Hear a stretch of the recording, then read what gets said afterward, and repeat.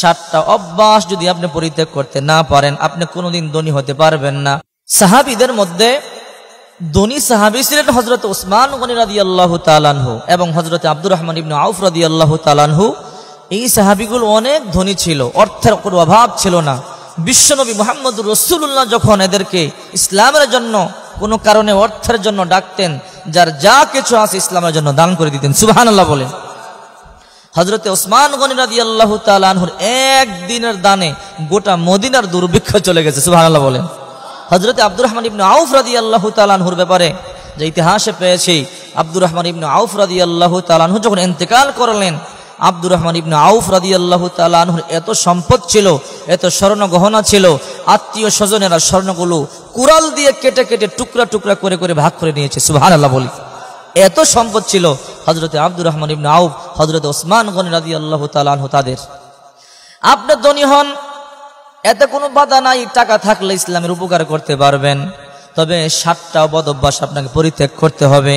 7টা অভ্যাস যদি আপনি পরিত্যাগ করতে না পারেন, আপনি কোনোদিন ধনী হতে পারবেন না। আর ধনী হলেও আপনি কিছুদিনের মধ্যে আবার ফকির হয়ে যাবেন। 7টা অভ্যাস আপনাকে পরিত্যাগ করতে হবে। যতদিন পর্যন্ত এই 7টা বদ অভ্যাস আপনি পরিত্যাগ না করবেন, আপনি অর্থের মধ্যে বরকত পাবেন না। কামাবেন ঠিকই, কিন্তু অর্থ চলে যাবে, শান্তি পাবেন না। আল্লাহু আকবার বলেন। 7টা বদ অভ্যাসের মধ্যে একটা হলো নামাজের মধ্যে তাড়াহুড়া করা। কোনো সময় নামাজের মধ্যে তাড়াহুড়া করবেন না। নামাজের মধ্যে যারা তাড়াহুড়া করে, আল্লাহ তাআলা এদের রিজিক সংকীর্ণ করে দেয়, এদের অর্থ আল্লাহ কমিয়ে দেয়। কারণ নামাজ হলো পৃথিবীর সবচেয়ে দামি ইবাদত। কথা বলেন ঠিক কি না? যত ইবাদত আছে সবচেয়ে দামি ইবাদত হলো নামাজ। আউয়ালু মা ইউহাসাবু বিহিল আবদু ইয়াউমাল কিয়ামাতিস সালাহ। বিশ্বনবী মুহাম্মদুর রাসূলুল্লাহ সাল্লাল্লাহু আলাইহি সাল্লাম বলেন, কিয়ামতের মাঠে সর্বপ্রথম বান্দার নামাজের হিসাব হবে। নামাজের হিসাব যদি আপনি সঠিকভাবে দিতে পারেন, সব হিসাব আপনার জন্য সহজ হয়ে যাবে। আর নামাজের হিসাব কঠিন হয়ে গেলে আপনার বিপদ আরো বেড়ে যাবে। এই জন্য 1 নাম্বার, নামাজের মধ্যে তাড়াহুড়া করতে পারবেন না, ধীরস্থিরভাবে নামাজ আদায় করবেন।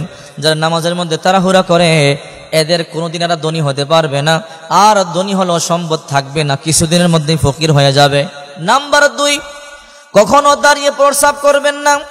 দাঁড়িয়ে যারা প্রস্রাব করে, এদের বিশ্বনবী মুহাম্মদ রাসূলুল্লাহ নিষেধ করেছেন। দাঁড়িয়ে প্রস্রাব যারা করে, এদের ফ্যামিলির মধ্যে শান্তি নাই, এদের অর্থের মধ্যে বরকত নাই, এরা কোনোদিন ধনী হতে পারবে না। নাম্বার 3, দাঁড়িয়ে কোনোদিন পানি পান করবেন না। বিশ্বনবী মুহাম্মদ রাসূলুল্লাহ দাঁড়িয়ে পানি পান করার কথা নিষেধ করেছেন। বর্তমান বিজ্ঞানও বলে দাঁড়িয়ে পানি পান করা বড় রিস্কের বিষয়। একটা মানুষ যখন দাঁড়িয়ে পানি পান করে, তার মৃত্যুও হতে পারে। দাঁড়িয়ে পানি কখনো পান করবেন না। পানি পান করার মধ্যে 6টা সুন্নত রয়েছে।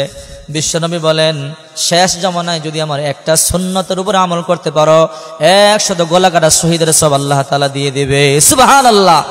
মান আহইয়া বিসুন্নতি ইনদা ফাসাদি উম্মতি ফালাহু আজরু মিআতি শাহীদ। শেষ জামানায় যদি আপনি ফিতনা ফাসাদের জামানায় একটা সুন্নতের আমল করতে পারেন, তাহলে 100 শহীদের সওয়াব আল্লাহ দিয়ে দিবে। পানি পান করবেন বসে বসে।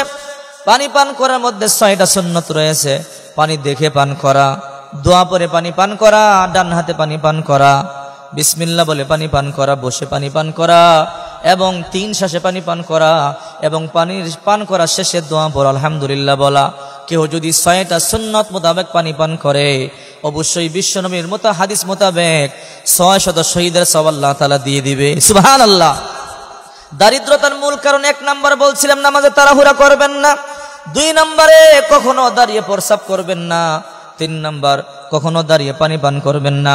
4 নাম্বার, প্রস্রাব পায়খানার জায়গার মধ্যে কোনো সময় ওযু করবেন না। প্রস্রাব পায়খানা যদি ওযু করেন, তাহলে দারিদ্রতা আপনার পিছু ছাড়বে না, কোনোদিন ধনী হতে পারবেন না।